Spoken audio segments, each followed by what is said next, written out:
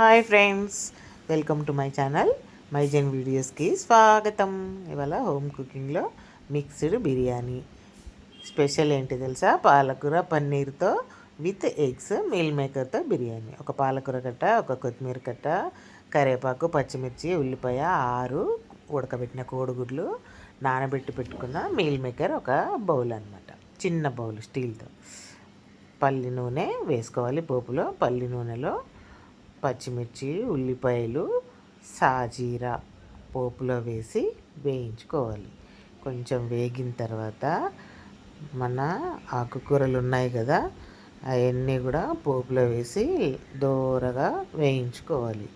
అదే పాలకూర, పన్నీరు, కాజు, కొత్తిమీర, కరివేపాకు, పుదీనా ఇవన్నీ వేసి వేయించుకోవాలన్నమాట. వేయించిన తర్వాత మీల్ మేకర్ కూడా వేసుకొని వేయించాలి. వేయించిన తర్వాత పన్నీర్ ముక్కలు, కొంచెం అల్లం వెల్లుల్లి పేస్ట్ అవన్నీ వేసి వేయించాలి. ఉప్పు 1 స్పూన్నర వేసుకొని చూసుకొని వేసుకోవాలన్నమాట. ఉప్పు కూడా నేను మామూలు రైసే తీసుకున్నాను. 2 గ్లాసుల రైస్ నానబెట్టి పెట్టుకున్న. 2 గ్లాసుల రైస్కి 4 గ్లాసుల వాటర్ పోసుకోవాలి. ఈ పోపు వేగిన తర్వాత అందులో ఒక చిన్న కప్పున్నర పెరుగు వేసుకోవాలి. మన ఇష్టం, 2 కప్పులైనా వేసుకోవచ్చు. పెరుగు వేసిన తర్వాత కాస్త కలుపుకొని 1 నిమిషం 2 నిమిషాలు వేగిన తర్వాత మనం పోపులో వాటర్ పోసుకోవాలి. ఎంత 4 గ్లాసుల వాటర్ పోయాలి. నేను 4 గ్లాసులు పోసాను. పోసిన తర్వాత కాస్త అది ఎసరు రావాలన్నమాట. బాగా ఉడికిన తర్వాత ఎసరు వచ్చాక మనము నానబెట్టి పెట్టుకున్న బియ్యం వేసేసుకోవాలి.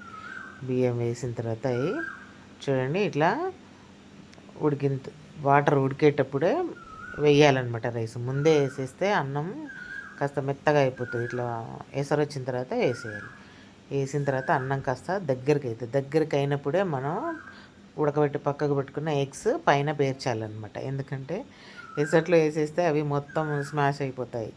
కాబట్టి అన్నం దగ్గరికి అయిన తర్వాత ఆ ఎగ్స్ అన్నీ పైన పేర్చుకోవాలి. పేర్చుకొని సన్నగా కట్ చేసిన కొత్తిమీర, 2 నిమ్మకాయలు పిండుకోవాలి. పైన sweet colours, yellow colours, gold, orange 2 కలిపి వేసుకోవాలి. వేసుకున్న తర్వాత మన బిర్యానీ, సూపర్ బిర్యానీ రెడీ. పాలక్ బిర్యానీ ఇది ఫస్ట్ టైం చేశాను నేను కూడా నా ఐడియాతో. చూడండి, super biryani ready. Thank you friends. Hi.